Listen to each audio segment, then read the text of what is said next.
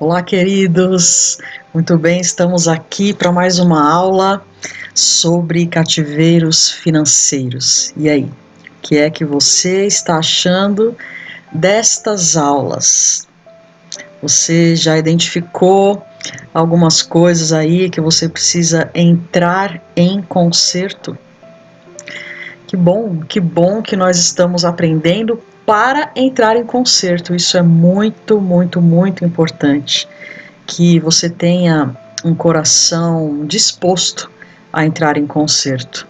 Como eu sempre digo, eu gostaria assim de gritar para o mundo o valor, a importância de entrarmos em concerto diante do nosso Deus. Como é importante, como o Senhor valoriza isso. E sempre que nós fazemos isso, o Senhor nos responde com uma velocidade impressionante. Deus valoriza tremendamente quando nós entramos em concerto diante dele, quando nós temos a expressão, quando nós colocamos uma vontade expressa, quando nós expressamos concretamente a nossa vontade de consertar as coisas, de estar de acordo com a palavra de Deus, de estar agradando o coração do Senhor, também na área das finanças. E hoje a gente vai falar um pouco também de conserto, mas eu quero agora começar a passar com você para um próximo nível dentro da área financeira. Nós já falamos de dízimo, já falamos de gafanhotos, de toda uma disciplina que o Senhor trouxe ali, né, ao povo de Israel e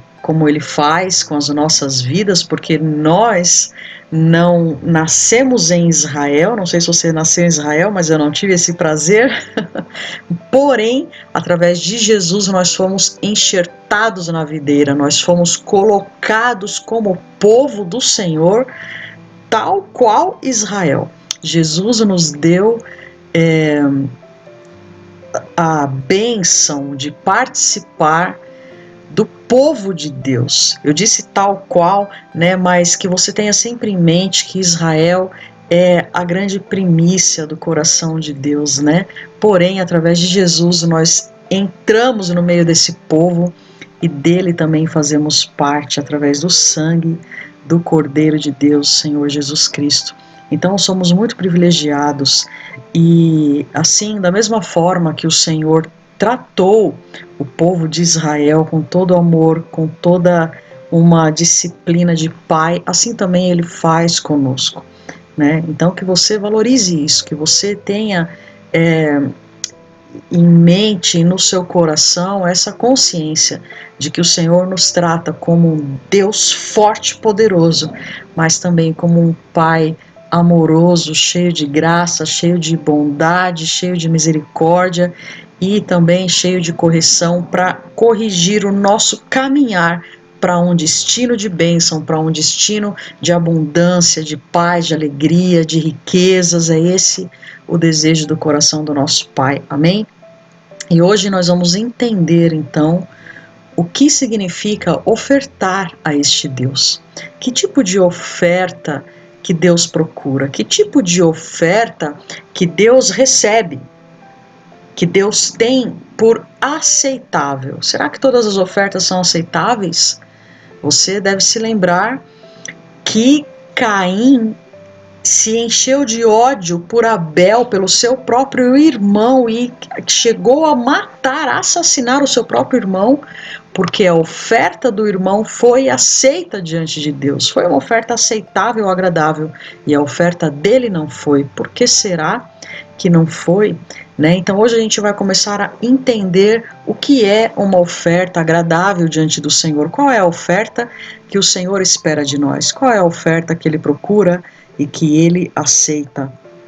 Vamos juntos? Oferta agradável é o que nós vamos estudar hoje, a nossa aula de número 11. Estamos caminhando, né? Estamos caminhando, daqui a pouquinho a gente chega no nosso último módulo. Ai, que pena, né? Mas com certeza tem sido um transformar para a sua vida e para a minha também. Cada vez que eu venho aqui, outra vez, um pouco mais o Senhor trata comigo, fala comigo, e isso é muito maravilhoso. Eu quero te dizer que sim, Jesus falou sobre o dízimo no Novo Testamento. Essa é uma fala que você vai ouvir algumas vezes na sua vida. As pessoas dizendo, não, mas Jesus nunca falou sobre o dízimo. Será que ele nunca falou mesmo? Você não vai ver Jesus falando assim, você tem que entregar o dízimo. Será que não mesmo? Será que Jesus não falou isso? Hoje você vai ter aqui o texto que mostra que Jesus sim falou sobre o dízimo, lá no Novo Testamento sim, e agora você vai ter aqui uma resposta. Cada vez que te falarem isso, eu não concordo com dízimo era coisa do Antigo Testamento, Jesus nunca falou sobre isso, vamos conferir? Vamos ver o que diz lá em Mateus 23. Ai de vós, escribas e fariseus hipócritas. Jesus está aqui declaradamente, né, falando sobre o dízimo da hortelã, do endro e do cominho. Ele está falando assim, vocês são os hipócritas, seus fariseus, escribas. Por que vocês são hipócritas? Porque vocês dão o dízimo da hortelã, vocês dão o dízimo do endro, do cominho, só que vocês estão negligenciando os preceitos mais importantes da lei: a justiça, a misericórdia e a fé. Vocês deviam, porém, fazer estas coisas sem omitir aquelas. Então, se você perceber bem a fala de Jesus aqui, você vai ver que Jesus está aprovando e confirmando o dízimo. Quando ele diz, devíeis, porém, fazer estas coisas, sem omitir aquelas. De que coisas são essas que Jesus está falando? O dízimo da hortelã, do endro, do cominho, enfim, eles davam o dízimo de tudo, né, gente? Eles davam o dízimo de toda a colheita, né? Lembra lá no livro de Joel que a gente estudou, por que Deus teve que trazer aquela disciplina, aquela chamada de atenção para o povo, porque eles colhiam e eles iam festejar com os outros deuses, esqueciam do dízimo, esqueciam das ofertas, né, das libações. Então, aqui Jesus está falando, vocês estão certos, vocês devem dar o dízimo de tudo. Só que vocês não podem fazer esta coisa sem esquecendo das outras, que são a prática da justiça, da misericórdia, da fé. Vocês deveriam fazer estas coisas sem negligenciar aquelas. Ou seja, entregue os dízimos, mas também haja com justiça, com misericórdia, com fé. Ele está dizendo assim, não adianta você só entregar o dízimo, mas você continua apontando o dedo para o seu irmão, você continua sendo injusto, você continua fazendo uma balança injusta no seu comércio, por exemplo, você não usa de misericórdia para quem te deve, por exemplo, você não usa de fé para crer que a colheita será abundante, né? Então, Jesus está colocando duas coisas importantes aqui: a prática dos dízimos, sim, mas a prática da justiça, da misericórdia, da fé também. Então Jesus está claramente dizendo que nós devemos sim entregar os dízimos, porém, além disso, também exercer a justiça, a misericórdia e a fé. É tão simples, sabe? Quando a gente olha para Jesus, a gente vê a própria expressão da justiça de Deus. Em Jesus não há sombra alguma, não há dúvida alguma. As pessoas que dizem, não, mas Jesus nunca falou. Como assim Jesus nunca falou? Quem lê, entenda. Quem está lendo com o coração aberto para receber entendimento, com os olhos do entendimento prontos para serem desvendados, vai enxergar o que Jesus quis dizer. Sabe, nem todas as coisas Jesus vai falar de maneira explícita, com cada letra.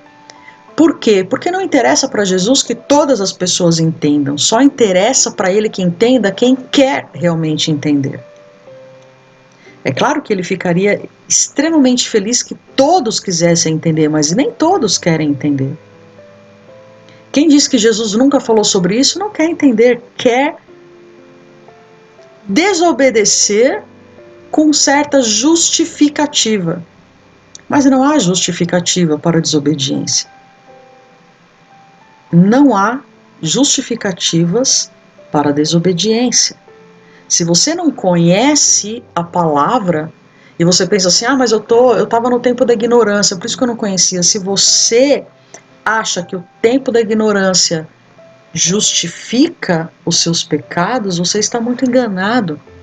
O tempo da ignorância foi lá no Antigo Testamento, antes de Jesus vir. Depois que Jesus veio e ressuscitou, esta verdade foi propagada a todos os homens.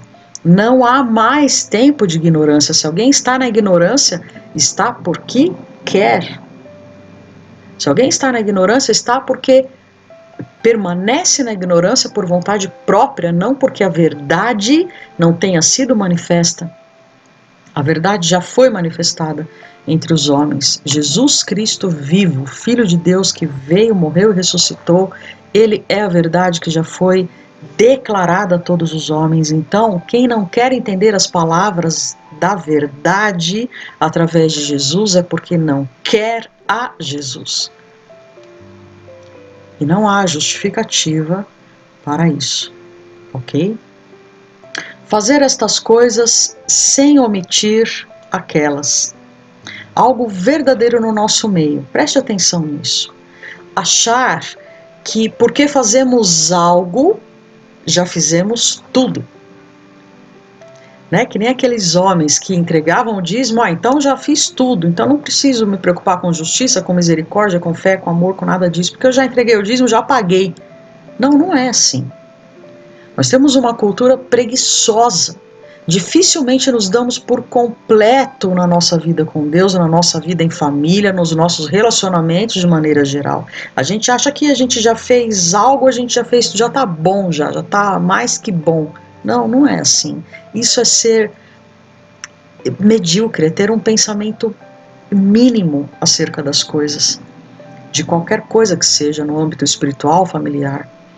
Dificilmente nós nos dedicamos totalmente com o nosso melhor de verdade. Por quê? Porque não queremos correr o risco de nos frustrarmos. Não queremos correr o risco de não receber em troca.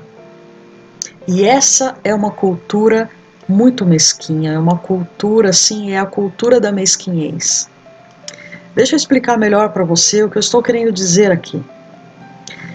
Muitas vezes nós não nos doamos completamente, nós não fazemos o nosso melhor, nem a Deus, nem as pessoas, nem a nossa família, nem no nosso trabalho, ou o que quer que seja, porque nós temos um pé atrás. Sabe ficar com o pé atrás? E assim, você pensa assim, eu vou fazer tudo isso e eu não vou ter um retorno à altura daquilo que eu estou oferecendo. Eu estou dando demais e recebendo muito pouco. Talvez isso seja uma cultura de escassez na sua mente. A Bíblia diz que quem planta, colhe. Quem planta muito, colhe muito.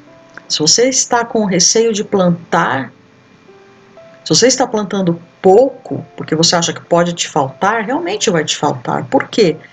Porque a colheita vai ser pouca. Então plante muito se você quer receber muito. Uma cultura não é um pensamento. Essa cultura do vai faltar, ela não é só um pensamento, ela é um apanhado de pensamentos que formam uma cultura. E o pensamento é como se você ouvisse com palavras. Quando você pensa em algo, pense assim, por exemplo, quem planta pouco, colhe pouco. Pensa aí. Você ouviu essas palavras no seu pensamento, mas uma cultura é diferente, não são palavras que você ouve como que ditas em voz audível. Uma cultura é algo que simplesmente nos leva a agir de acordo com ela sem palavras. Você vai fazendo algo automaticamente, você nem está prestando atenção no que você está fazendo, porque palavras faladas você tem uma atenção, mas uma cultura intrínseca já na sua mente te leva a agir sem pensar naquilo que você está fazendo. A cultura é algo que está intrínseco em nossa mente e dela se geram conceitos e valores que regem as nossas atitudes, Atitudes que fazemos sem pensar, mas se parássemos para pensar, talvez faríamos de outra forma. Por isso é bom pensar, né? Por isso a fé nos chama para um culto racional, com entendimento. Deus não quer que você o obedeça ou que você creia nele de olhos fechados. Sabe aquela história assim, confio no fulano de olho fechado. Deus não quer que você confie nele de olho fechado. Deus quer que você esteja com os olhos do seu entendimento abertos, compreendendo quem ele é, compreendendo as suas virtudes, os seus conceitos, os seus parâmetros, os seus estatutos, os seus princípios. Deus quer que você se mova na cultura do céu, entendendo a cultura do céu.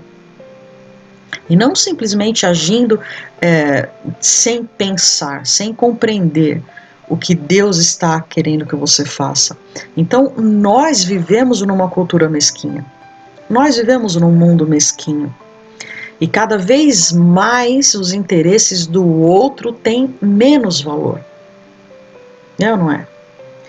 Nós corremos a semana toda e lutamos e vivemos em prol dos nossos próprios interesses, mas de vez em quando fazemos uma ou outra boa ação, né? A gente oferta aqui, oferta ali, para a gente não perder totalmente a essência do cristianismo de dentro de nós. E nos convencermos até a nós mesmos que somos pessoas boas, né? A gente vive nesse mundo e tal, eu busco os meus próprios interesses, mas de vez em quando eu oferto na vida de alguém, de vez em quando eu faço uma doação, né? Principalmente no inverno, eu dou algumas roupas, agasalhos, uns cobertores e tal, porque eu tenho, sim, uma essência do cristianismo, entendeu? É meio que assim, desencargo de consciência, né, até a gente fazer isso, se isso não está vindo já de uma constante, de um estilo de vida em nós e através de nós, por causa do amor de Jesus mesmo reinando em nós, né? E assim nós somos incompletos na nossa vida com Deus, na nossa vida em família, nos nossos relacionamentos de maneira geral, porque a gente coloca um limite no dar, a gente coloca um limite no doar-se, a gente não libera tudo de bom que a gente tem, né? Que a gente tem da parte do Senhor em nós. Por isso nós ficamos incompletos. Fazemos o que nos foi mandado fazer e assim somos servos inúteis. É o que diz a palavra de Deus lá em Lucas 17:10.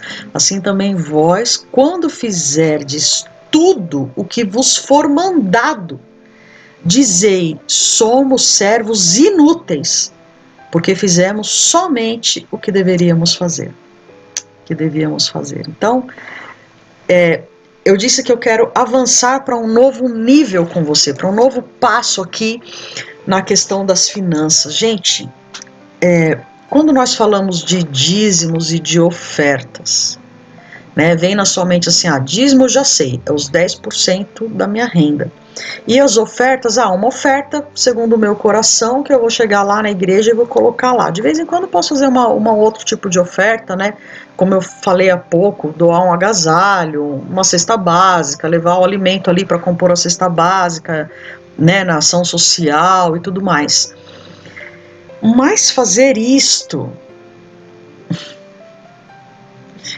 eu não quero te chocar, já te chocando, isso é coisa, assim, é o básico do básico do básico. E a Bíblia está dizendo, se vocês fazem só o que foi mandado fazer, é esse pensamento, assim, de que, Jesus nunca falou de dízimo. Então você só dá o dízimo porque Jesus falou, não falou? Você não é capaz de dizer assim, olha, eu tenho tido meu sustento. Não tem faltado comida em cima da minha mesa. Posso até passar por uma outra dificuldade, porque, enfim, no mundo tereis aflições, coisa e tal. Mas, Senhor, eu quero sempre aqui, de maneira fiel, sempre trazer diante de Ti uma expressão de que eu reconheço que esta colheita veio do Senhor. Eu quero entregar o dízimo, não importa se está no Novo Testamento ou não. A gente acabou de ver que tá, né? Mas assim, eu quero ir além disso, porque senão, se eu fizer só o que foi mandado, não tem jeito, eu tenho que obedecer porque é mandamento. Então eu sou um servo inútil. Forte isso, né, gente? Mas a palavra está nos dizendo isso. E nós vamos avançar para níveis muito mais profundos aqui. Se prepare, porque quando eu falo de oferta, e principalmente na próxima aula, que eu vou falar os tipos de oferta, quais são eles, como você pode ofertar, até mesmo a quantidade que você pode ofertar, eu vou especificar isso para você tudo na próxima aula. Quando a gente pensa nisso, nos tipos de oferta, e a gente começa a fazer isso, a gente está entrando num nível muito mais além, vai muito mais além de que, mas dízimo é coisa do Novo, do Antigo Testamento, mas essa oferta é de quanto? É de 10%, é de 20%, é de quanto? Vai muito mais além, porque você está entregue ao Senhor, o seu coração está entregue ao Senhor. A gente vai entender exatamente isso hoje nessa aula aqui. Essa aula aqui é uma aula, digamos assim, conceitual, para você passar a ofertar. Esta aula de hoje, de agora, que você está assistindo agora, é a aula que vai te dar o conceito da oferta que Deus recebe, da oferta que Deus se agrada, da oferta que é aceitável diante do Senhor. Então, preste atenção em qual é o princípio da oferta aceitável e agradável diante do Senhor. É essa que a gente vai falar aqui hoje. E na próxima aula eu vou te falar como fazer, como expressar praticamente na prática os tipos de oferta que você pode oferecer de forma agradável diante do Senhor. Então, por que eu estou dizendo tudo isso aqui nessa introdução dessa aula? Porque essa é a nossa cultura também em relação às finanças, essa coisa de não fazer totalmente o que eu poderia fazer. Eu poderia ofertar X, mas eu vou ofertar só esse X aqui, porque, sei lá, a gente limita algo que a gente pode fazer, mas a gente fica limitado por questões humanas. Quando você se move no campo do espírito, quando você está plantando sementes na terra do sobrenatural de Deus, isso é, assim, é potencializado de uma maneira estrondosa, isso é realmente sobrenatural. Então você não pode querer fazer coisas espirituais com um pensamento carnal. Você não pode pensar que está investindo ou ofertando ou semeando, plantando numa terra de glória, limitando isso com questões naturais. Quando você for ofertar, ainda que o valor para você pareça pequeno, mas você tem que ter uma mentalidade sobrenatural. Você tem que fazer aquilo com o entendimento e com a mente do Espírito a respeito daquilo. Mesmo que você não tenha naquele momento um valor tão grande, que você diga assim, não era esse valor que eu queria dar, eu queria ofertar muito mais. Mas hoje é isso que eu posso. Eu creio que a hora que ele cair nesta terra, ele será potencializado e algo sobrenatural vai acontecer. Nessa igreja, nessa vida, nessa instituição, nessa família, neste lugar onde eu estou ofertando e por consequência também na minha própria vida, né? Então nós vivemos incompletos também nas finanças porque muitas vezes não fazemos nem o que nos foi mandado fazer. Damos uma ou outra oferta achando que com isso fizemos tudo, mas falhamos nos dízimos ou vice-versa. Ou dá o dízimo ou dá a oferta achando que fez tudo, mas ou fez um ou fez o outro. Aí um ficou pendente, vamos dizer assim. E nisto expressamos a nossa mesquinhez com as finanças. E a gente quer ser bastante abençoado, mas a gente não quer semear bastante. A gente quer ter uma colheita bem grande, bem farta, mas a gente, na hora de semear, a gente retém. E se você retém a semente, se você retém a semeadura, Como é que vai ser essa colheita, gente? É incoerente. No entanto, esperamos que Deus nos abençoe financeiramente, mas isso seria incoerente, exatamente o que eu acabei de dizer. Deus é cheio de graça, sim, e Ele nos ensina a sermos prósperos, porém, nós geralmente ignoramos seus ensinamentos quanto a isso e agimos com avareza. E cremos que receberemos infinitamente mais daquilo que não fazemos, que não plantamos.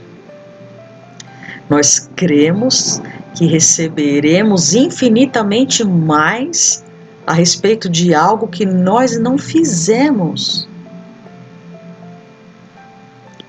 Essa conta não fecha.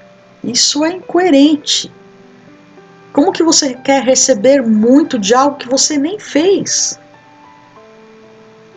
É como você ser chamado numa empresa, numa multinacional, e aquela empresa falar para você, olha, quero te pagar o salário desse mês, está aqui, 40 mil reais, e você falar, obrigado, nem trabalhei aqui nenhum dia, nunca trabalhei aqui.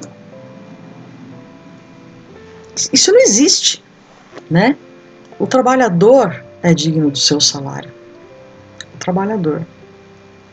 Uma oferta de amor e devoção que agradou a Jesus. Quero que você acompanhe comigo essa leitura incrível, tremenda, maravilhosa, que vai com certeza ensinar muito a você, porque ensinou muito a mim. Lucas 7, 36 a 50, vamos ler e acompanhar as chaves que tem aqui nesse texto para nós. E rogou-lhe um dos fariseus que comesse com ele.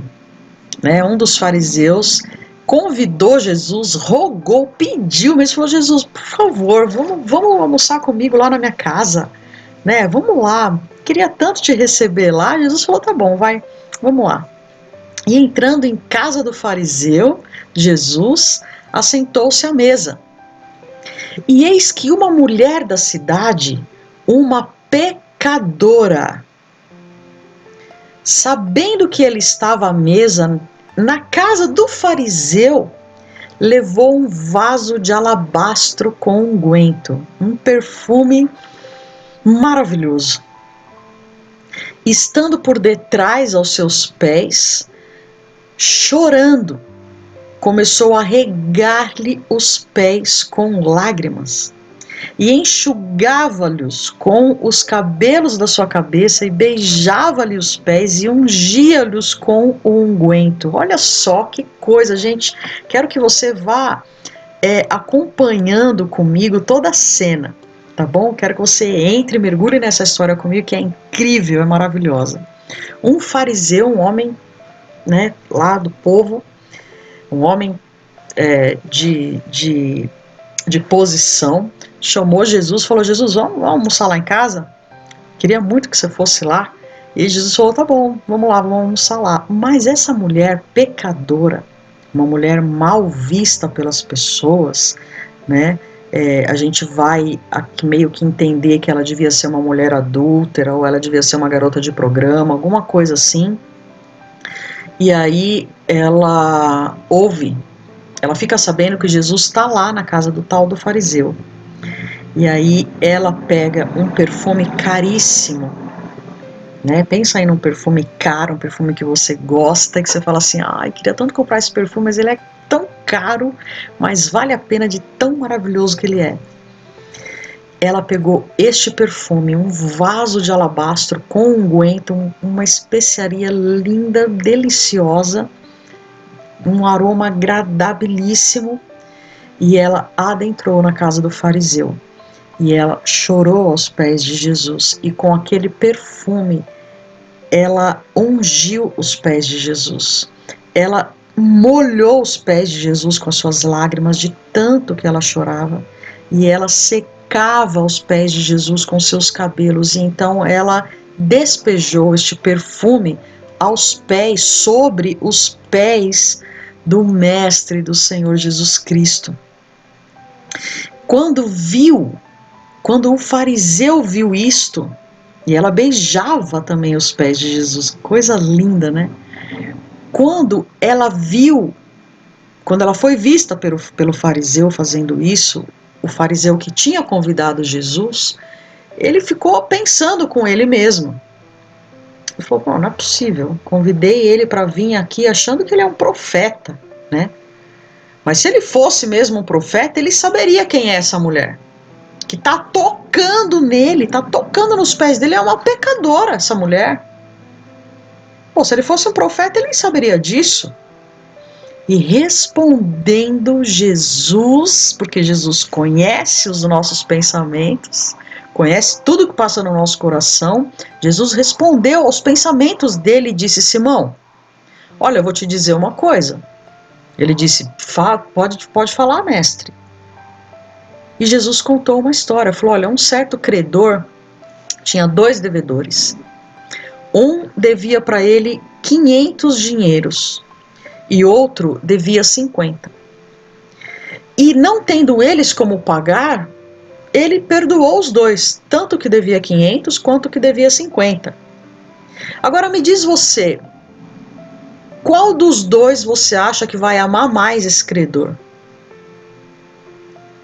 O que devia 500 ou o que devia 50? E Simão respondendo disse, ó, tenho para mim que é aquele a quem mais foi perdoado, né? O cara dos 500, eu acho. E ele lhe disse, muito bom, julgaste bem, é isso aí mesmo. E voltando-se para a mulher, disse a Simão, tá vendo essa mulher aqui?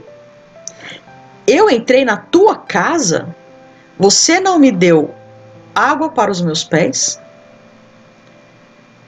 você não regou os meus pés com lágrimas, como ela está fazendo, e enxugou, inclusive, com os cabelos da sua própria cabeça.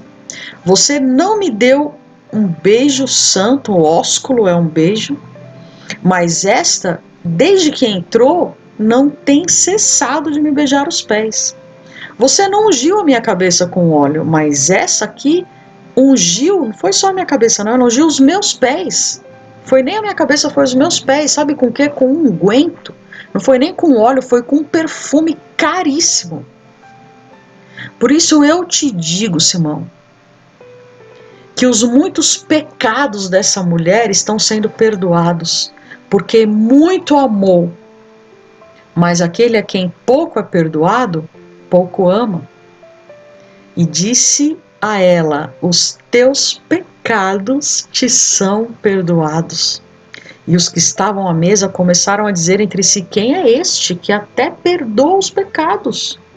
E disse a mulher, a tua fé te salvou, vai-te em paz. Ah, gente, eu amo esse texto. Eu amo esse acontecimento. Que coisa maravilhosa. Olha só. Na época de Jesus, não tinha os tênis que a gente tem hoje. Não tinha as botas que a gente tem hoje. Não tinha os sapatos que a gente tem hoje. As ruas não eram asfaltadas como as nossas ruas de hoje em dia.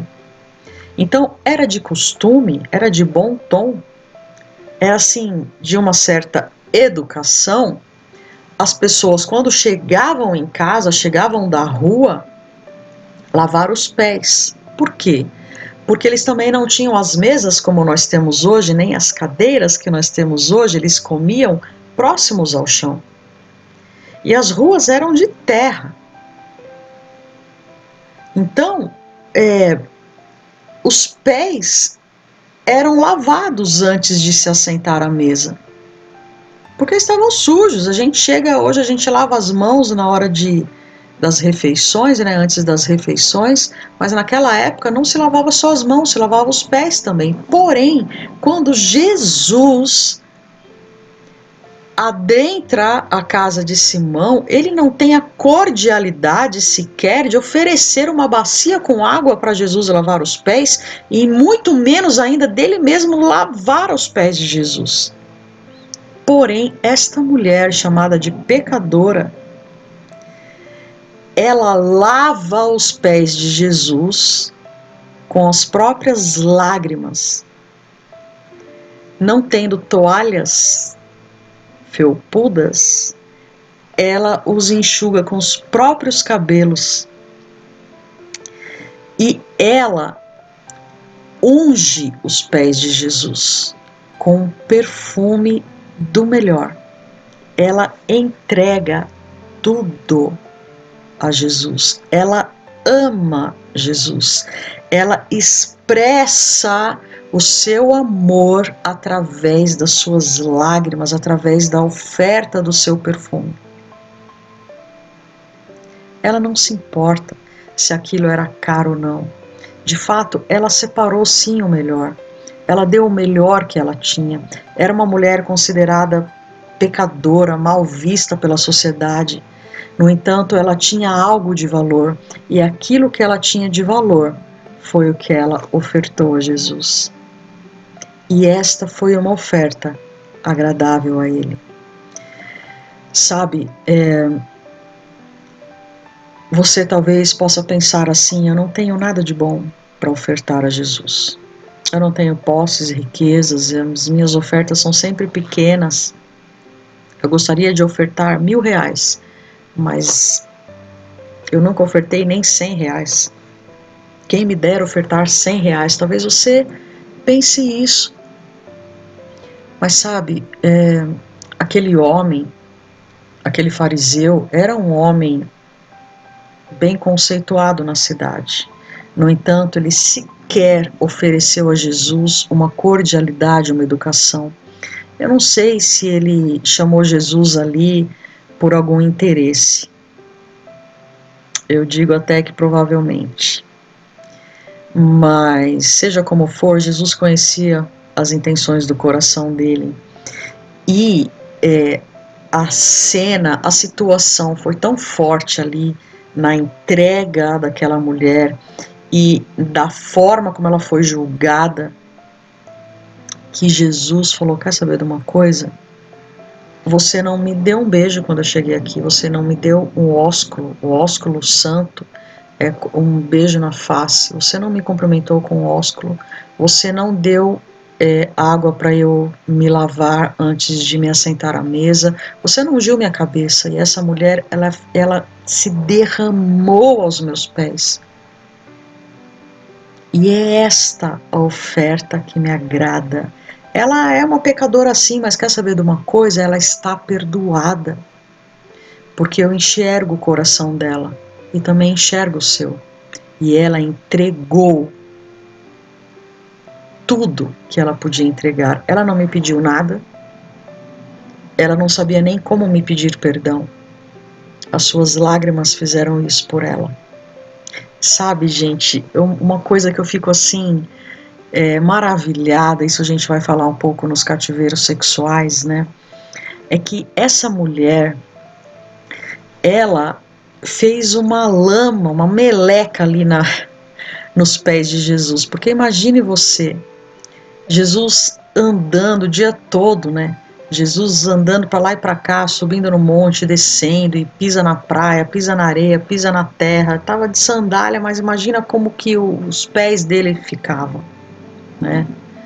E essa mulher, ela chora e molha os pés de Jesus, ela beija os pés de Jesus, ela não está preocupada se ele pisou na areia, se ele pisou na terra, se ele estava sujo, se ele estava suado, se ele andou debaixo daquele sol terrível. Não, ela queria entregar, entregar, entregar e entregar. Ela queria ofertar o amor, ofertar o perfume, alguma coisa, qualquer coisa que ela tivesse que pudesse expressar o quanto ele era valioso para ela, o quanto ele é importante para ela, a ponto dela entregar tudo, a ponto dela entrar num lugar onde ela sabia que era mal vista.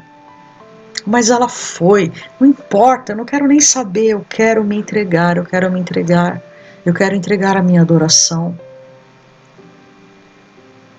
Ela não se importou se os pés de Jesus estavam sujos, porque ela se sentia suja. Ela não se preocupou com isso. Era como um ato profético, até eu ouso dizer. Porque à medida que ela lavava os pés de Jesus, que ela lavava a sujeira da poeira que havia ali nos pés, sobre os pés de Jesus, é como se ela estivesse dizendo: me lave também dos meus pecados.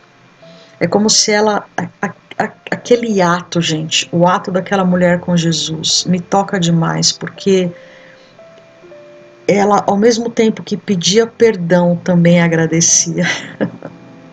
Ao mesmo tempo que ela pedia, me perdoe, me limpe, me purifique dos meus pecados, da minha sujeira, da sujeira que eu trago, que todas as pessoas me julgam por causa dela, me limpe disso. E quando eu estiver limpa, eu vou poder ofertar um bom perfume, eu vou poder ser transformada, e a minha sujeira se transformará num aroma agradável diante do Senhor. Isso é, eu não tenho palavras, isso é emocionante para mim.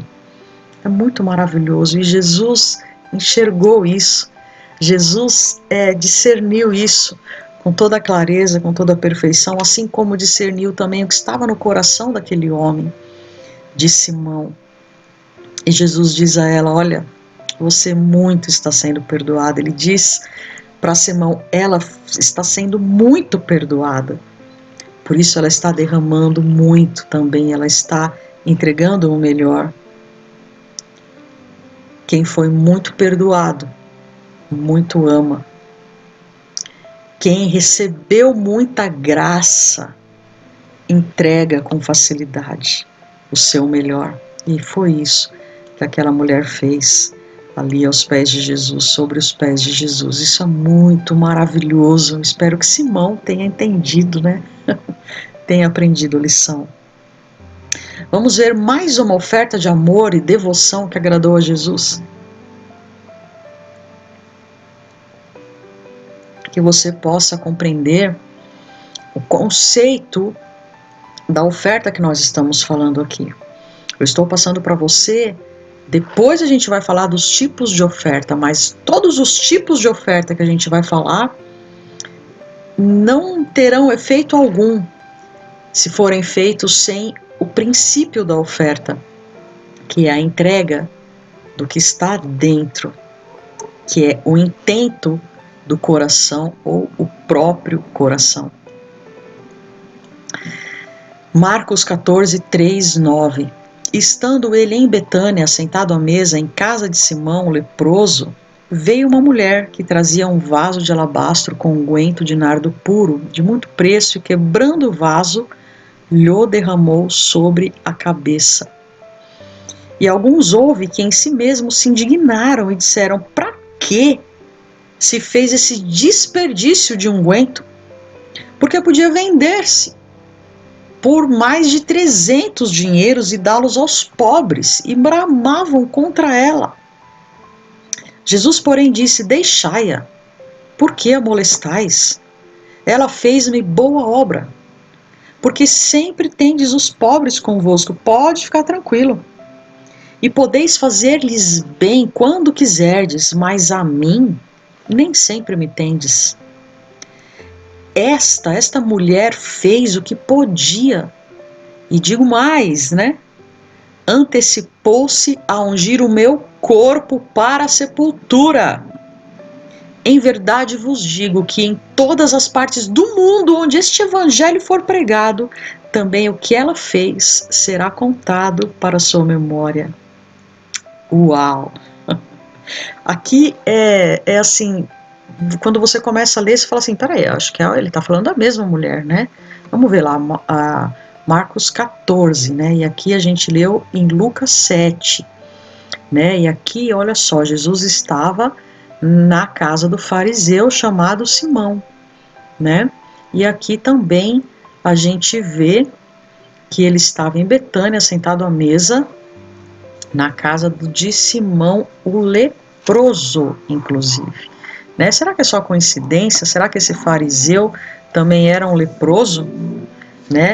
Mas enfim, a questão, gente, na verdade, a gente começa a pensar que são dois textos distintos, que são dois textos iguais, mas depois a gente vê que são distintos porque uma mulher chora aos seus pés e derrama o perfume aos seus pés, e a outra mulher derrama na sua cabeça, sobre todo o seu corpo, né?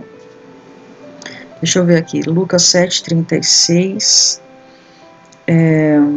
Lucas 7,36, nessa Bíblia que eu estou aqui, não mostra a referência de outro texto que seja a mesma história. Então aqui parece realmente que são duas histórias distintas. Bom, vamos considerar, a gente já considerou aquela história, vamos considerar essa, independente de ser a mesma mulher ou não. Olha só, aqui da mesma forma, uma mulher vem e traz um vaso de alabastro com um unguento de nardo puro, um perfume preciosíssimo, e ela quebra o vaso. Além de despejar o perfume, ela também quebra o vaso, que também devia ter algum valor, porque um vaso para carregar um perfume tão valioso não deveria ser qualquer vaso, deveria ser um vaso novo no mínimo. E ela derrama este vaso sobre a cabeça de Jesus. E as pessoas que estavam ali se indignaram, acharam um desperdício. O que é isso? Para que desperdiçar um perfume valioso desse, um unguento, um nardo puro? E Jesus dá uma bronca neles, né? Eles até colocam um valor, valor monetário, preço. Eles colocam um preço naquilo. Eu falei assim, perfume valia mais de 300 dinheiros, eu ia falar 300 reais. Esse perfume valia mais de 300 dinheiros, né, da moeda lá da época. A gente podia vender esse perfume e dar para os pobres. E brigavam, bramavam contra ela, gritavam com ela. Deixa eu te falar uma coisa aqui, um segredinho aqui desse pensamento pobre, desse pensamento de escassez dessas pessoas. Nós devemos ofertar aos pobres. Mas esta mulher, ela foi além. Mais uma vez eu quero, gente, eu quero assim que vocês nesta aula venham romper, quero que vocês venham romper um limiar na mente de vocês, um limite sobre o pensamento de ofertar. Você pode e deve ofertar aos pobres, nós vamos ver isso, é um tipo de oferta, a gente vai ver na próxima aula. Mas esta mulher, ela não ofertou para um pobre, ela ofertou para alguém riquíssimo, um dono de toda a riqueza. Ela ofertou para o rei dos reis. Imagine você, se você conhecer, se você tiver a oportunidade, você estiver num lugar, vamos dizer que você esteja assim no aeroporto, por exemplo. Tá lá aguardando a hora do embarque e aí você avista alguém. E você fala, gente, olha quem tá ali, aquela pessoa assim, essa pessoa é riquíssima, essa pessoa é muito rica. O que essa pessoa rica está habituada a ter de experiência quando outras pessoas encontram com ela? Você iria até essa pessoa e pediria um autógrafo? Você iria até essa pessoa e pediria dinheiro? Você iria até essa pessoa e pediria uma ajuda para alguém? Você diria, olha, tem uma instituição assim, assim, você não quer fazer parte, ofertar, eu sei que você pode, tal.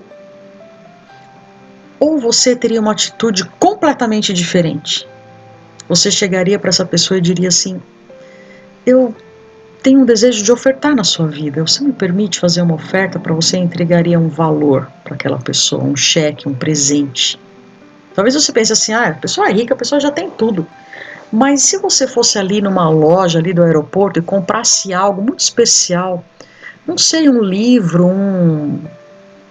algo assim, algo que representasse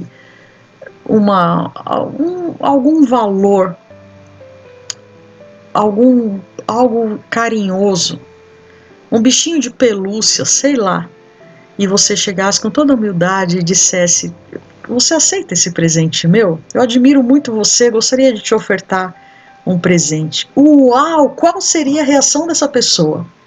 Você não pediu dinheiro, você não pediu nenhuma ajuda, você não pediu um autógrafo, você não pediu para tirar uma foto, você simplesmente chegou e abençoou essa pessoa. Gente, o que essa pessoa ia querer fazer por você? Ela ia ter vontade de fazer algo por você. Você entende a diferença de pensamento, a diferença de atitude, a diferença de comportamento, a diferença de conceito diante de uma pessoa de posses? O que era um unguento de nardo puro para o Rei dos Reis? Esses homens, assim, tanto que Jesus fala, né? Olha, vocês estão preocupados com os pobres sempre vão estar aí, gente. Os pobres vocês vão poder ofertar na vida deles até a vida toda. Mas eu nem sempre você vai ter essa oportunidade. E olha, ela me ungiu, ela preparou o meu corpo para a sepultura, porque eu vou morrer. E o meu corpo carnal vai passar pelo processo da morte. Então esse unguento é maravilhoso para mim. Sabe, é indescritível. Essa aula, me faltam palavras para descrever a preciosidade dessas atitudes com Jesus, com a pessoa de Jesus. Então Jesus fala, para com isso, para de ficar azucrinando a vida dela. Ela fez uma boa obra para mim, dá licença. Ela fez-me boa obra, ela fez isso para mim. Parem de ficar brigando com ela. Vocês vão ter os pobres aí sempre, vocês podem fazer boa ação para eles quando vocês quiserem, mas a mim não. Nem sempre vocês vão ter essa oportunidade. É como se ele dissesse, ela está fazendo para mim, vocês não estão fazendo, o que vocês estão falando? Isso é outra coisa, né? As pessoas não fazem, criticam quem fazem. Criticam quem faz, né? Então ela fez o que podia e ela ainda por cima se antecipou, ungindo o meu corpo para a sepultura. Por isso ela será honrada toda vez que esse evangelho for pregado. E é tão impressionante, gente, porque Jesus diz, quando ele está ali na ceia com os discípulos, ele diz assim, fazei isto em memória de mim. E aqui Jesus diz, toda vez que este evangelho for pregado, será citado o que ela fez aqui para a sua memória, em memória dela. Ai, isso é extraordinário, isso é grandioso demais. Nas duas ocasiões, então, Jesus é ungido. Na primeira, ele é ungido com lágrimas e com óleo. Seus pés empoeirados são lavados e secos com os cabelos daquela que era considerada impura, pecadora. Mas aquelas mulheres souberam entregar a Jesus com o que tinham de melhor. E a entrega foi total, generosa, cujo valor da devoção, da adoração, transpunha o preço daqueles olhos. E é isso que toca o coração de Jesus, o valor em detrimento do preço. Quando você oferta, o que é que está em sua mente? O preço ou o valor?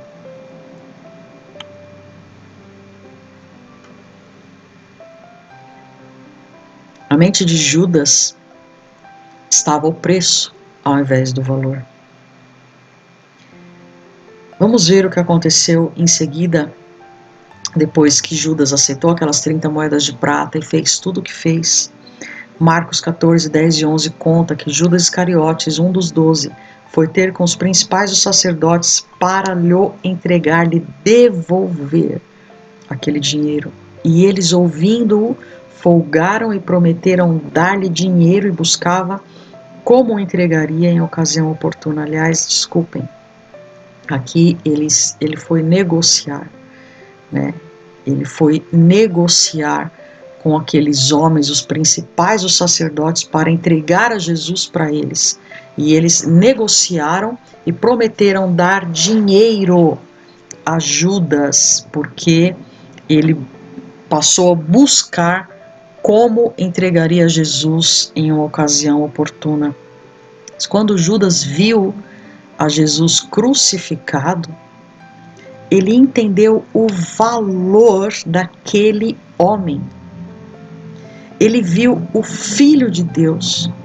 Por isso ele correu e devolveu as moedas de prata, porque para aquele valor, o valor daquele homem, não havia um preço mensurável. Por isso ele se enforcou, porque a dívida que contraiu era impagável, ele não poderia viver com ela. Pena que ele não a entregou àquele que podia de fato pagá-la. Se Judas tivesse ido aos pés da cruz, se Judas tivesse ido confessar e buscar conserto ali aos pés de Jesus na cruz, você acha que ele não teria sido perdoado? Jesus estava ali cumprindo o que veio fazer. Seguramente ele teria sido perdoado. O fato é que nossa cultura de mesquinhez está habituada a considerar o preço das coisas e não o valor delas. E por essas razões incutidas na nossa mente, nós retemos ofertas. Deixamos de semear e, por consequência, não colhemos. Não ofertamos porque acreditamos que podemos nos frustrar, tratando o Senhor como homem, como se fosse um homem mesquinho como nós. Não semeamos porque nos custa um preço que para nós ainda está sendo mais alto que o valor do conceito da semeadura. Não ofertamos porque achamos que o preço é muito alto. O preço daquela semeadura é muito alto. E nós olhamos o preço e não o valor da semeadura. Preço em detrimento do valor. Então são inúmeros os textos bíblicos que falam diretamente, fazem referência a dízimos e ofertas.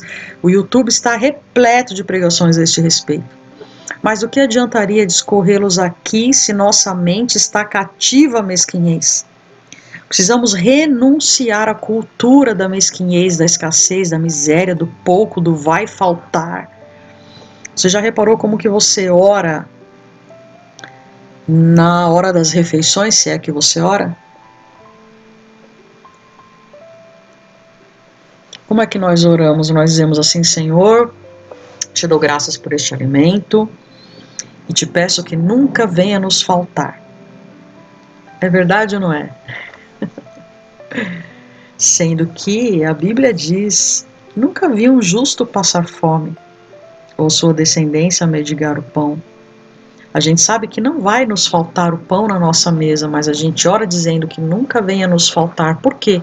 Porque existe uma cultura da falta, do vai faltar na nossa mente. Eu ouvi isso há poucos dias.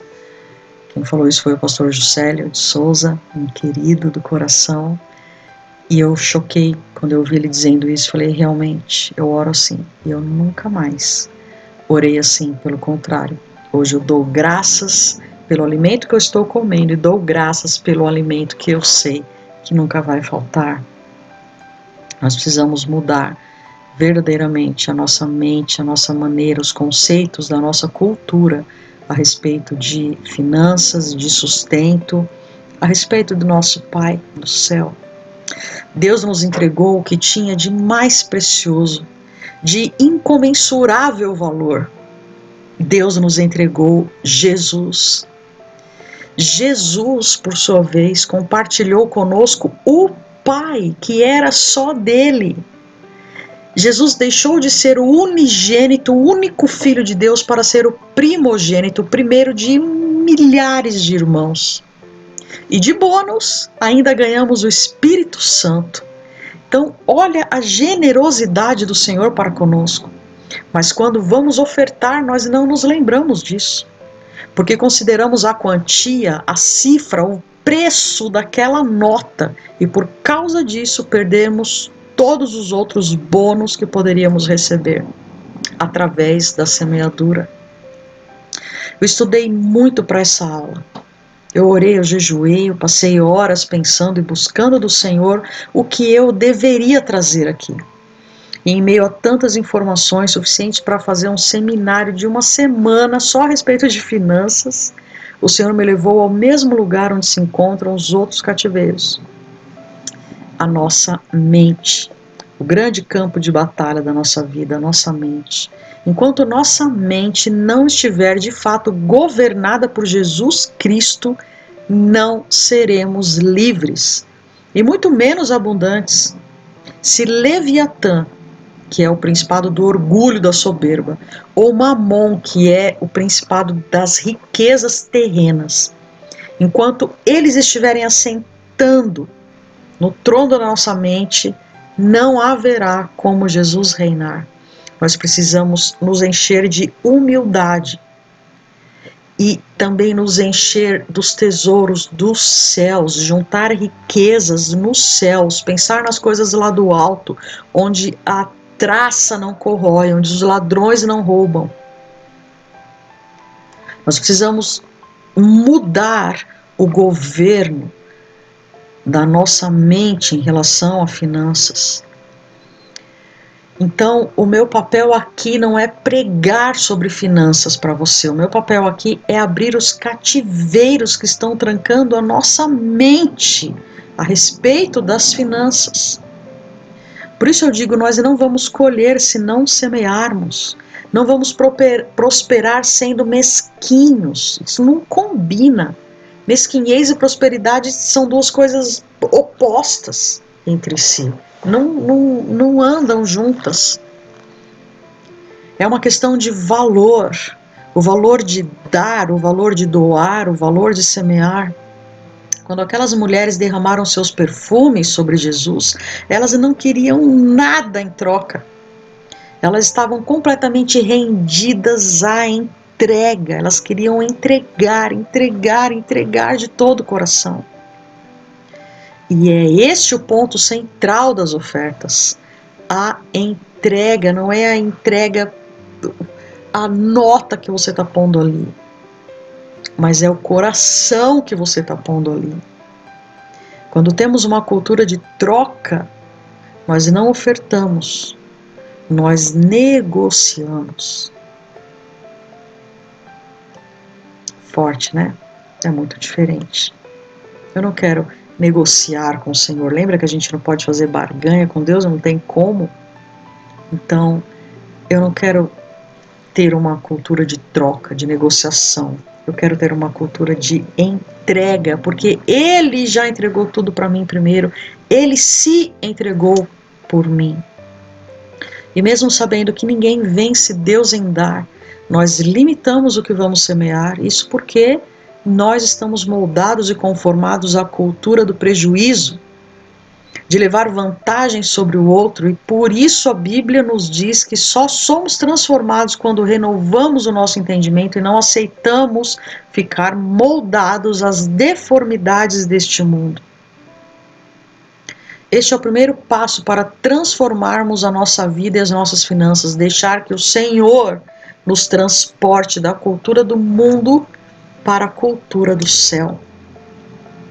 Ofertar ao Senhor ou as causas do coração do Senhor passa pela adoração. Por isso nem todos ofertam, porque nem todos são adoradores. Aquelas mulheres adoraram a Cristo Jesus, elas se derramaram em adoração. Por isso elas ofertaram o de maior valor que elas tinham, o de maior preço até que elas tinham. Elas não se importaram com isso, porque elas estavam prestando uma adoração, uma entrega em adoração. Nem todos entenderam o preço que já foi pago para serem perdoados, como aqueles a quem o credor perdoou. Lembra? 500 dinheiros, 50 dinheiros, Jesus perdoou tudo a nosso respeito. Todos os nossos pecados, delitos, maldições, iniquidades. Mas quando nós vamos ofertar a Ele, nós limitamos a nossa expressão de gratidão. Olha só, eu achei interessante essa ilustração. Uma nota de R$100 dizendo: esse fim de semana eu vou para Brasília e vocês, vou viajar e vocês. A de R$50 eu vou pro shopping. E a de R$10 eu vou pro bar, vou para uma balada aí. E você, eu vou pro sorvete. E você, de R$2, eu vou brincar com as crianças. E as moedinhas, a gente vai para a igreja. Eu volto a dizer, não é... às vezes, você só tem as moedas para oferecer. Mas às vezes você tem os R$100, os 50, os 10, os 20, os 5, o 2, mas você só entrega mesmo as moedas, porque só para não dizer que eu não ofertei nada. Só por um desencargo de consciência. Volto a dizer, a questão não é se é uma moeda ou se é uma nota de R$50, se é uma nota de R$2. A questão é a oferta de adoração, a entrega da adoração, a entrega da gratidão. A questão é a sua entrega. Porque o Senhor sabe o que você pode dar e Ele sabe o valor da sua entrega.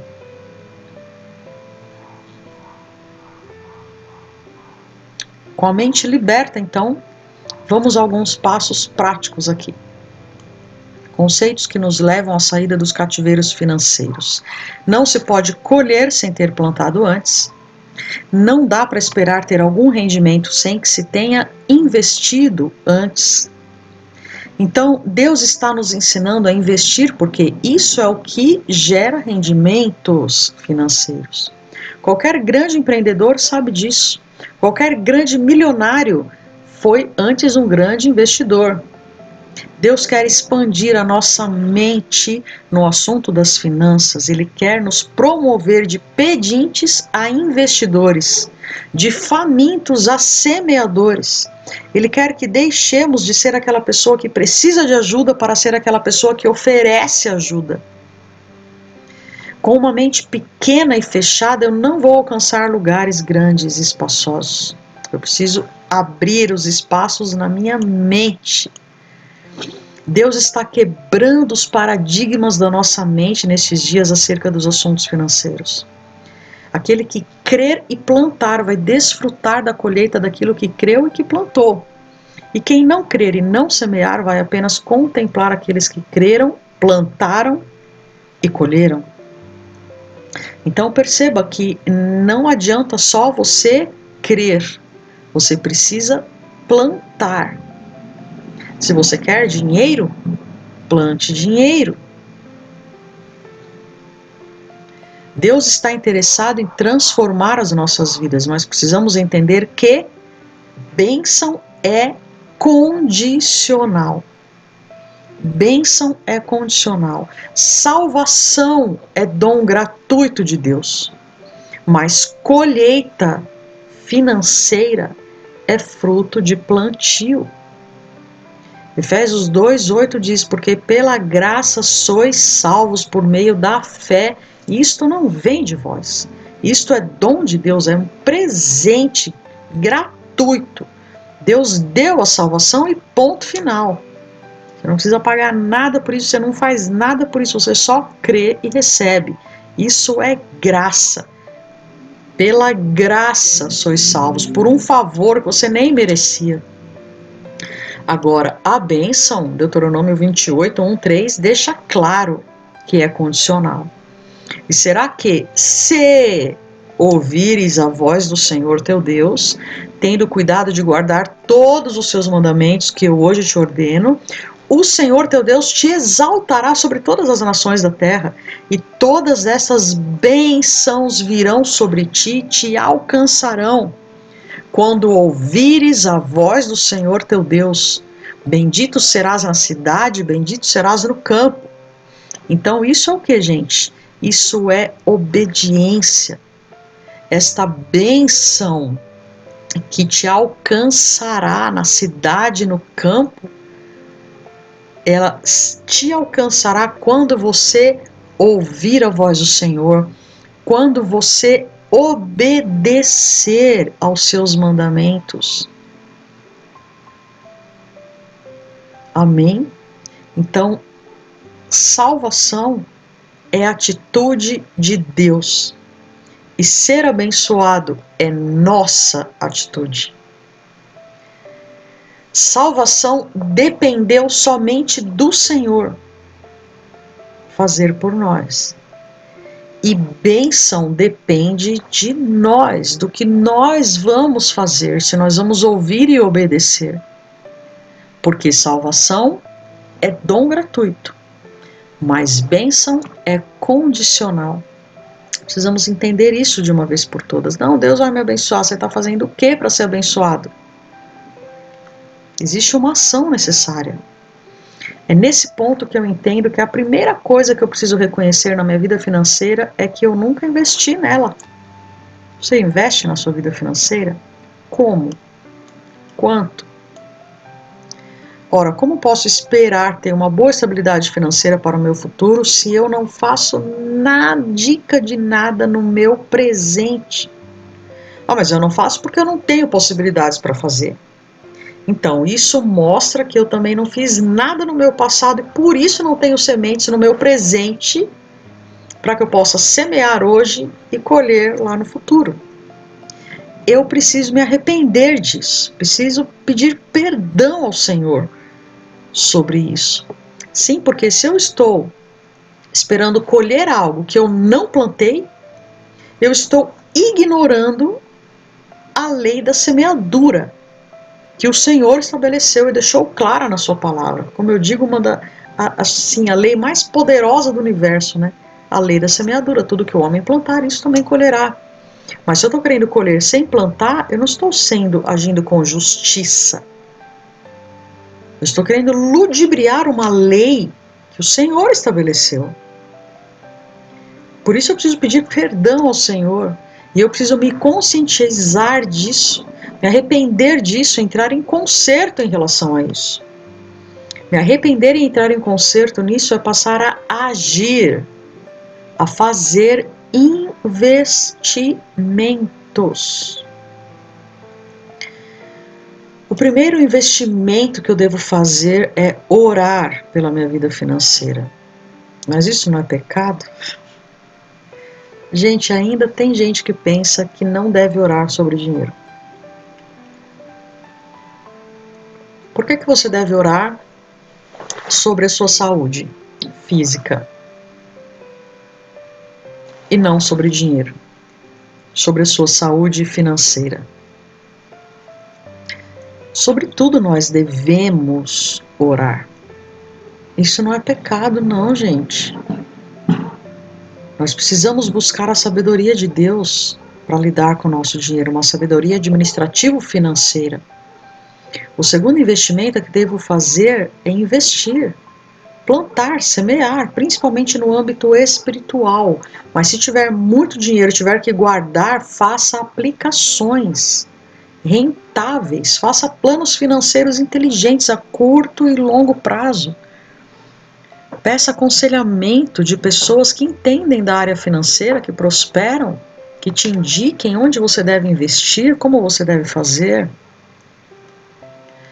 Não ajunteis tesouros na terra, onde a traça e a ferrugem tudo consomem, onde os ladrões minam e roubam.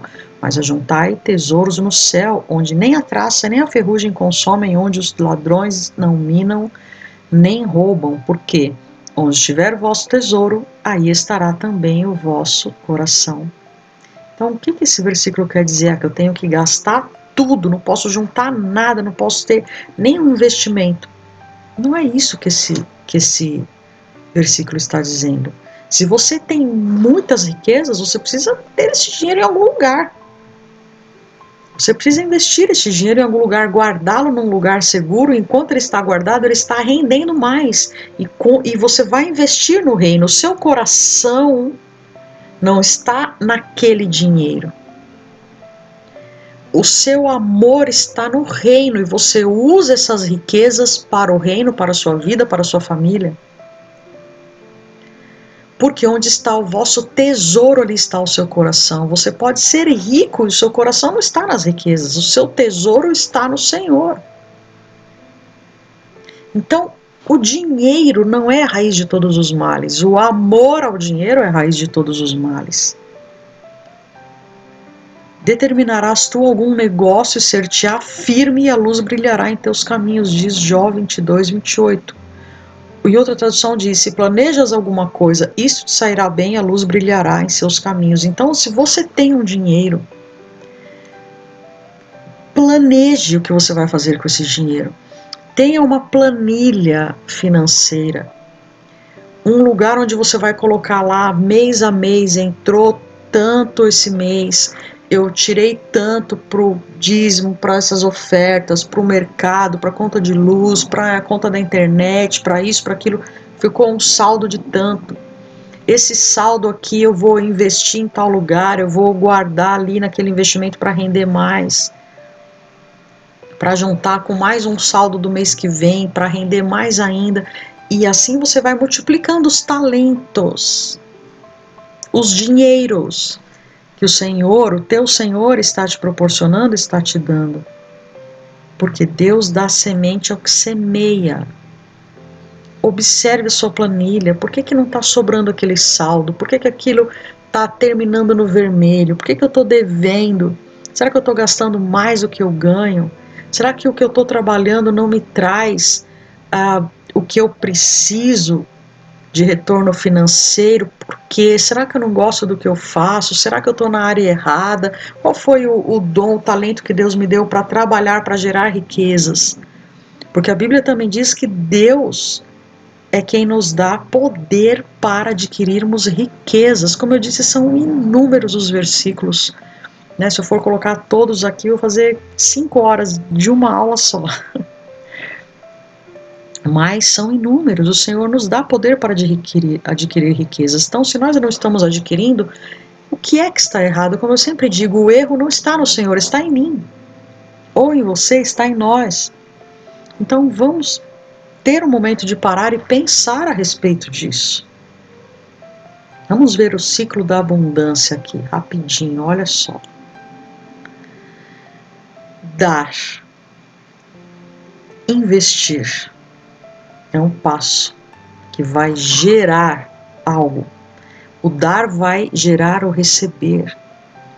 O investir vai trazer um resultado. Vai trazer um crescimento, um desenvolvimento daquela semente, um frutificar daquela semeadura, uma colheita. Este é um ciclo de abundância. Você dá e você recebe, você dá de novo, você investe, você tem um resultado, você investe outra vez e você vai ter outro resultado. Como eu falei, junta um saldo com outro saldo, com um investimento, com mais a rentabilidade daquele investimento, e assim você vai gerando riquezas. Lucas 16. Os filhos das trevas são mais sagazes do que os filhos da luz. Esse versículo, gente, dói em mim.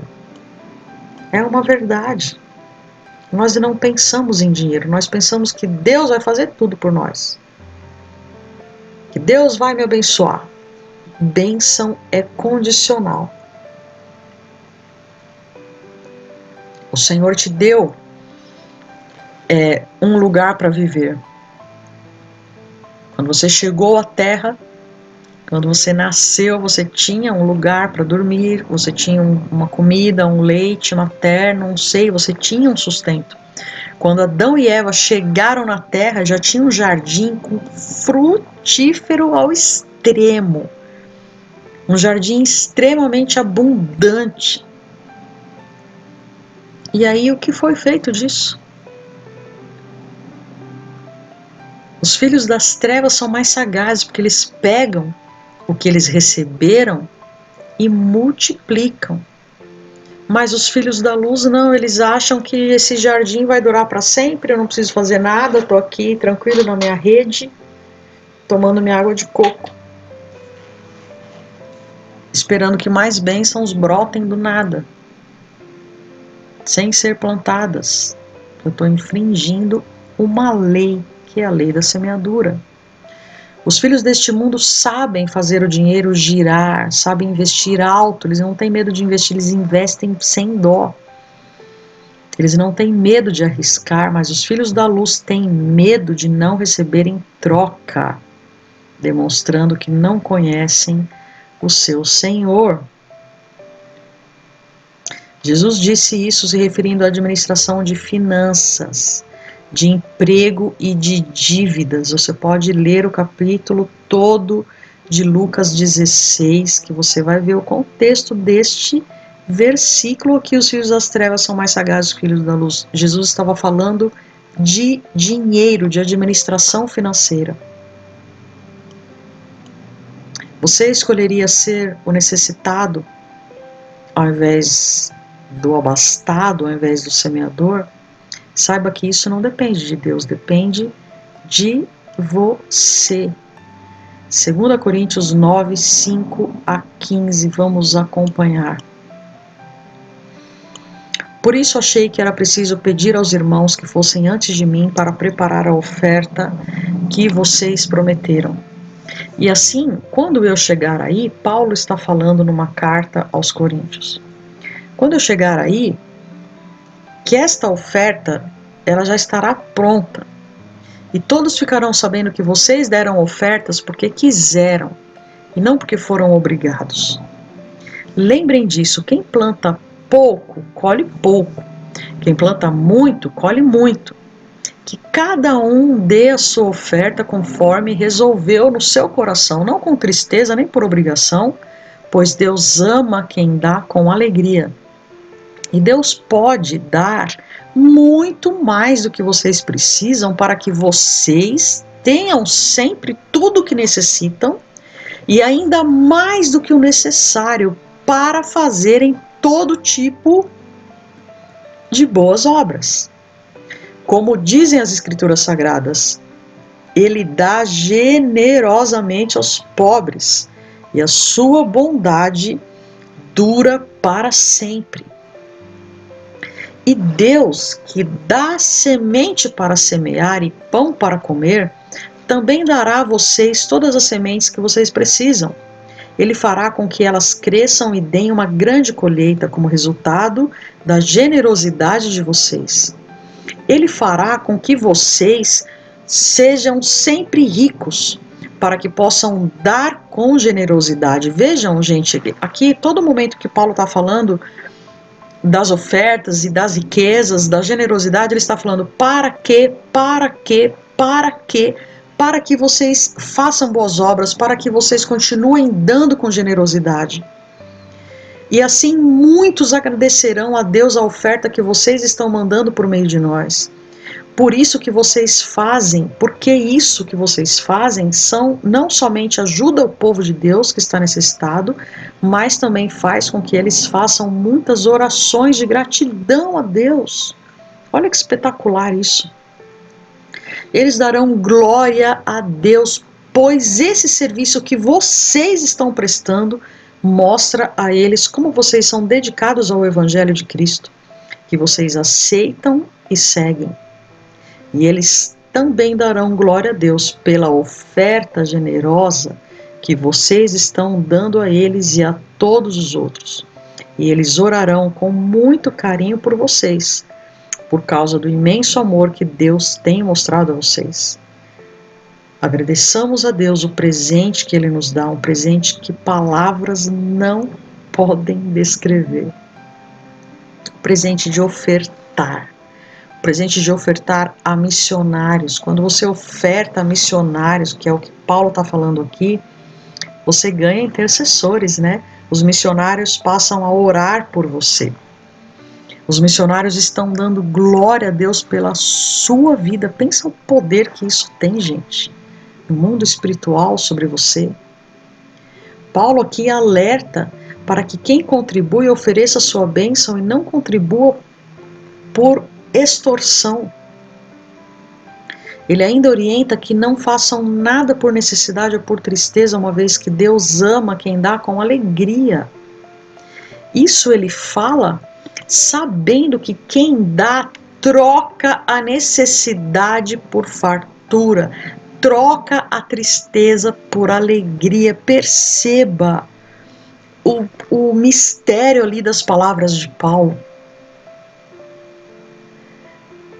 Deus vê a alegria de quem dá, independente da necessidade, e isso lhe é aprazível porque passa pela adoração.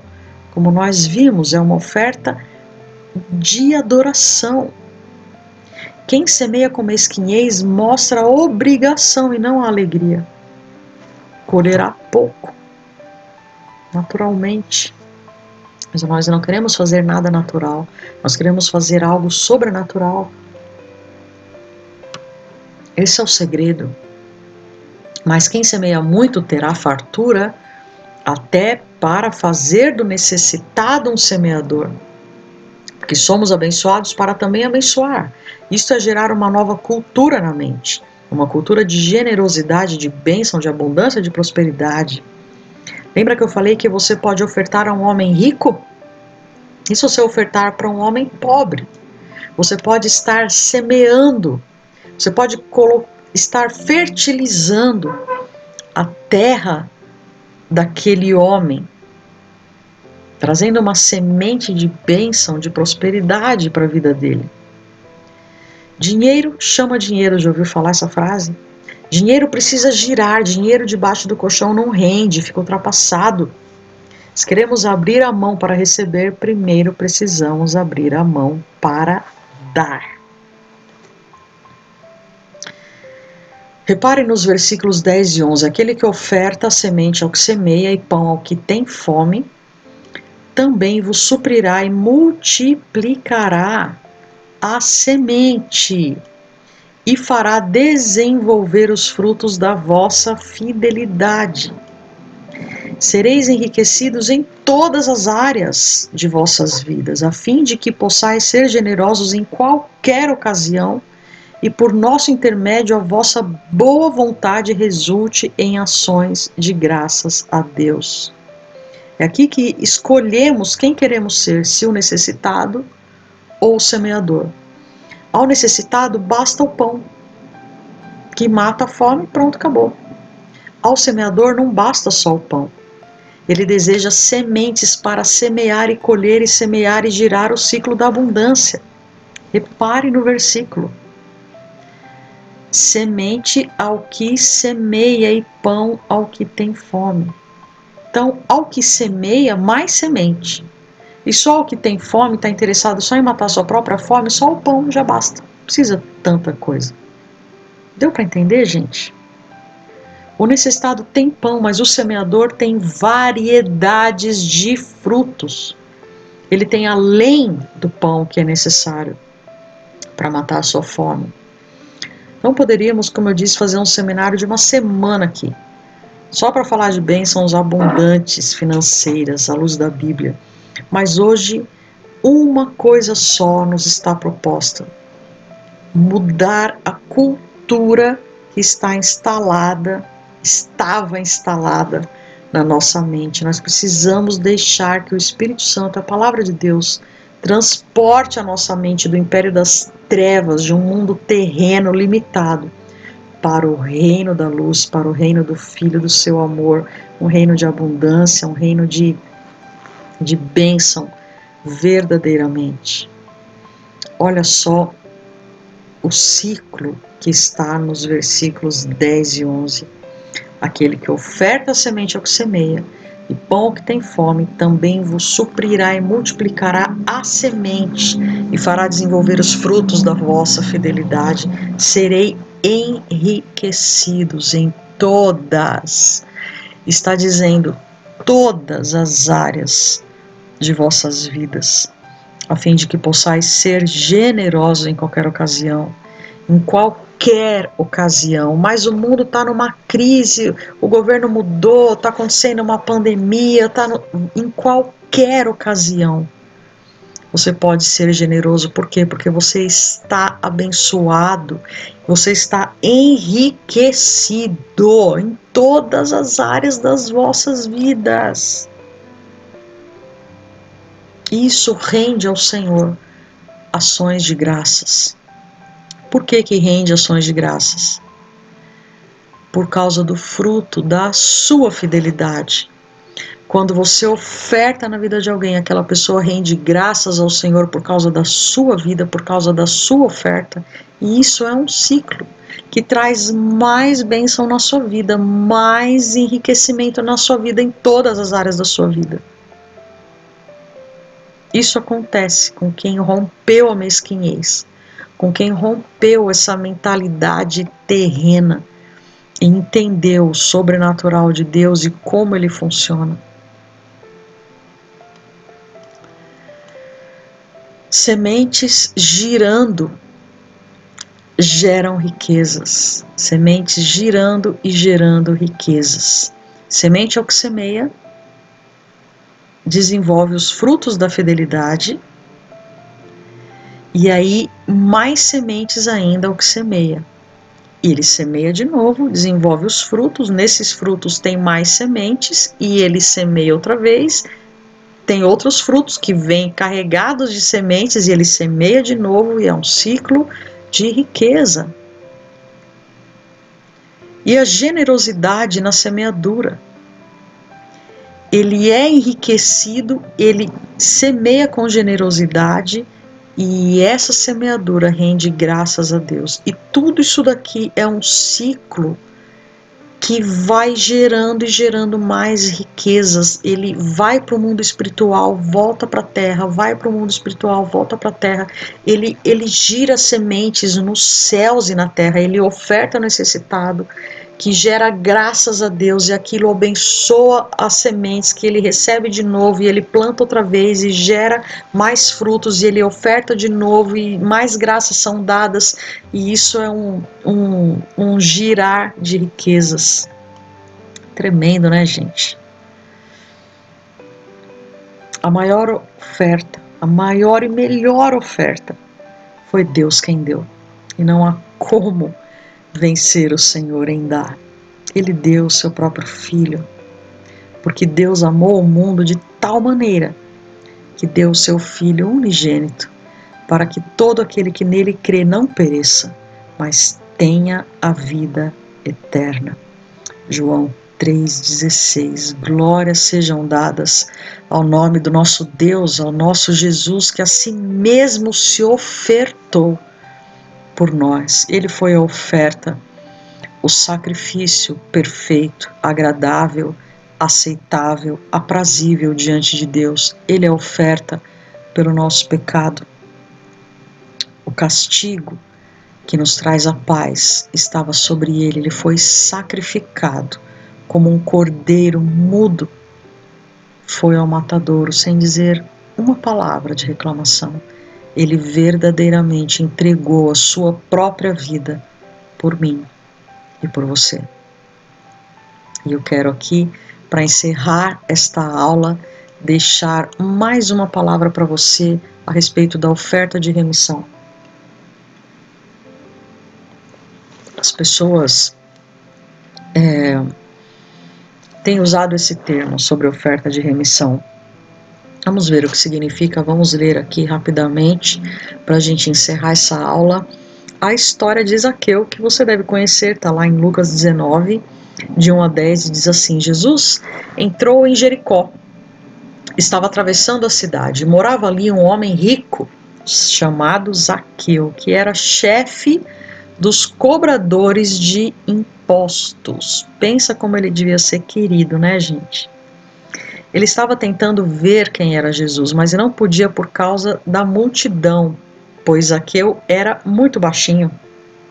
Então correu adiante da multidão e subiu numa figueira brava para ver Jesus, que devia passar por ali.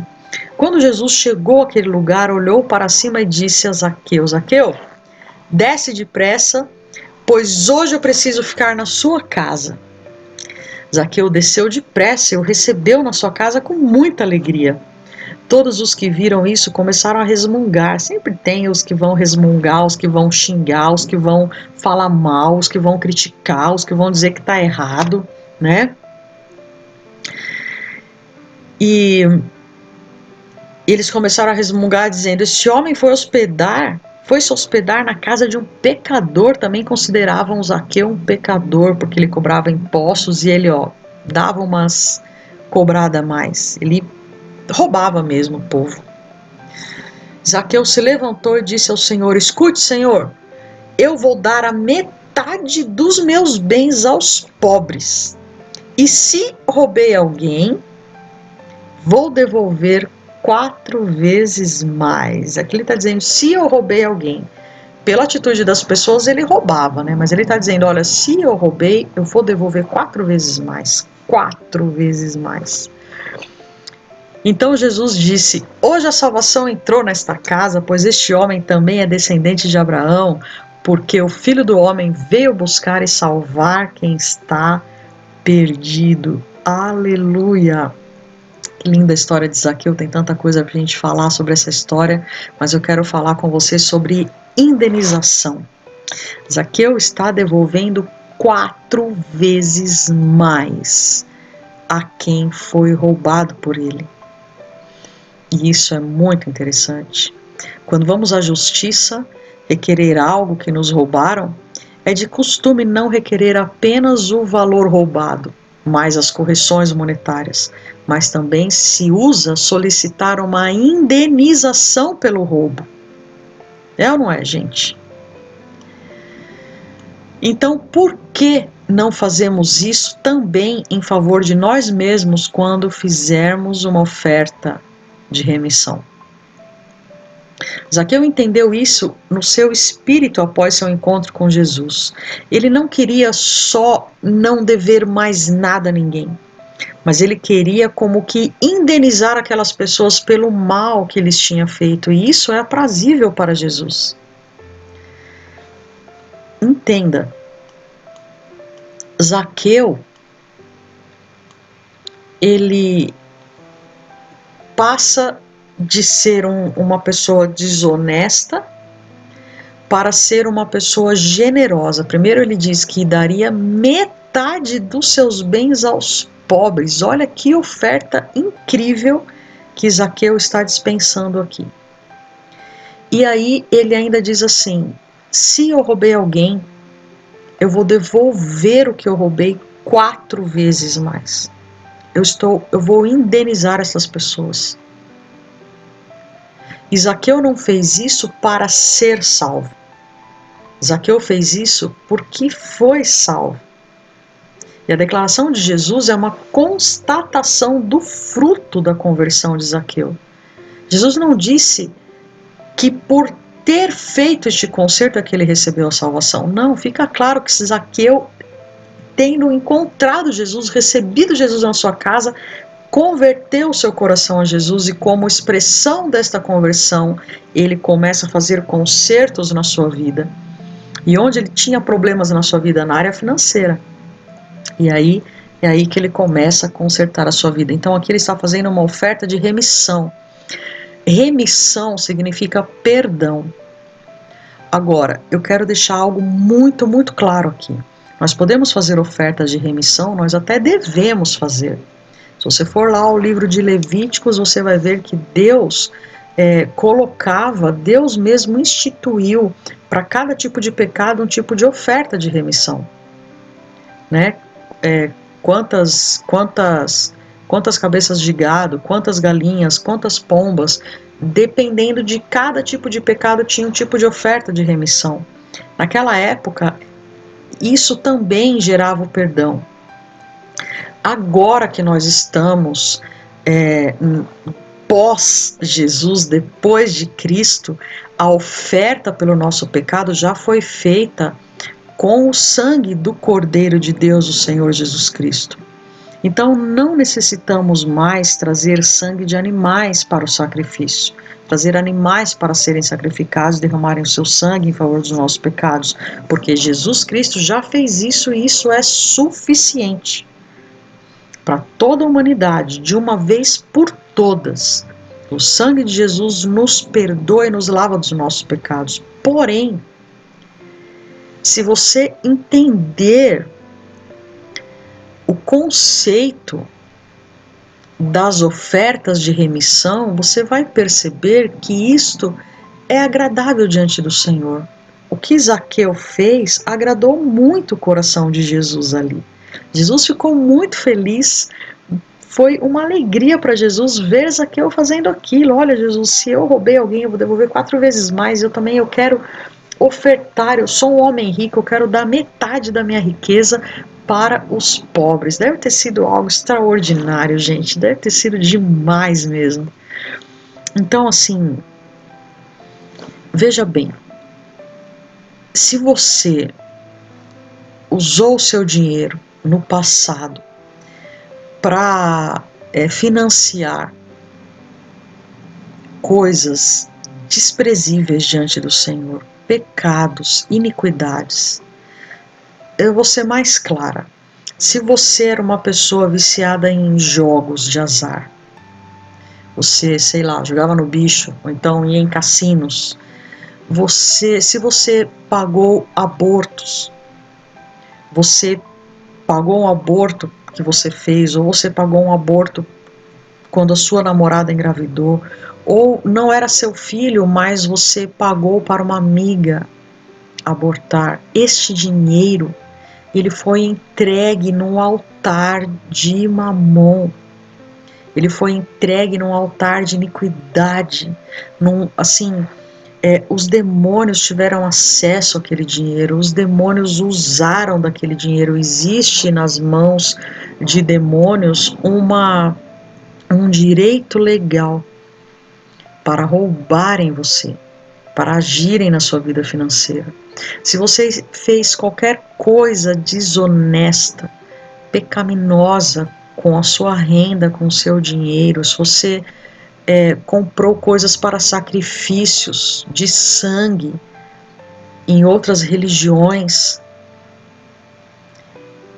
você pode e deve fazer uma oferta de remissão. Você deve pegar uma determinada quantia que vai subir ao seu coração e dizer: Senhor, eu quero entregar este dinheiro como um pedido de perdão, como uma expressão física, concreta de pedido de perdão por todo o dinheiro que eu coloquei em coisas imundas, em coisas pecaminosas, por toda a iniquidade que eu financiei com o meu dinheiro. Senhor, eu te peço perdão, estou arrependido por isso, eu quero entrar em conserto diante do Senhor, peço que o Senhor aceite esta oferta como uma oferta de remissão. Eu sei que o Senhor já me perdoou dos meus pecados, já lavou os meus pecados, mas com esta oferta agora, eu quero fazer um ato profético e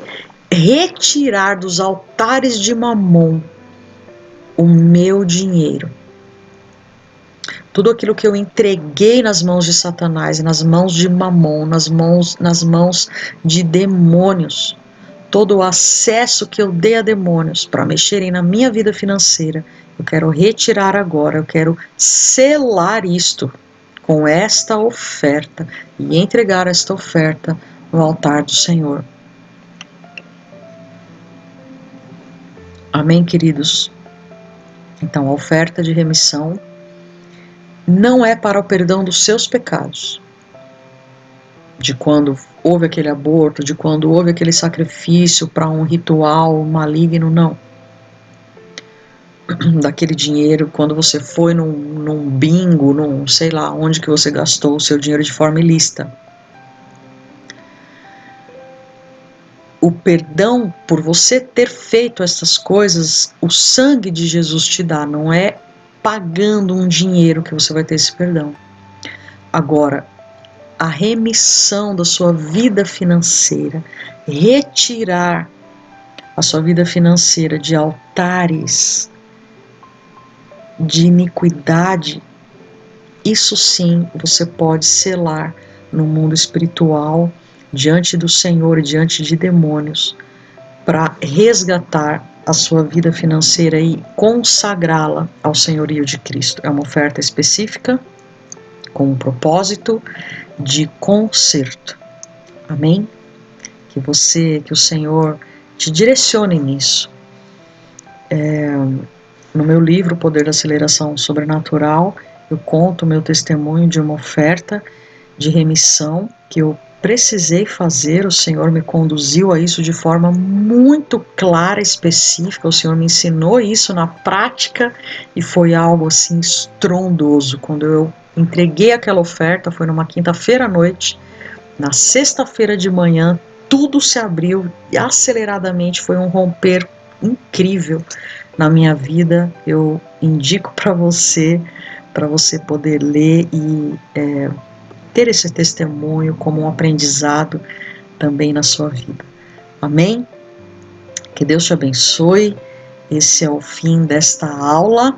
Vamos ver o que a gente tem aqui. A gente tem o tema da nossa próxima aula: como e quanto ofertar na prática. Como e quanto ofertar na prática. Vai ser uma aula extraordinária, uma aula para você pegar aí o seu caderno, a sua planilha. Se você mexe com Excel, de você abrir uma planilha lá e fazer, colocar os valores e, enfim, vai ser espetacular, você vai aprender muito, com certeza a sua vida vai mudar completamente, tá bom? Que Deus te abençoe poderosamente, que você entregue as suas ofertas em adoração, em nome de Jesus. Um grande beijo e até a próxima aula.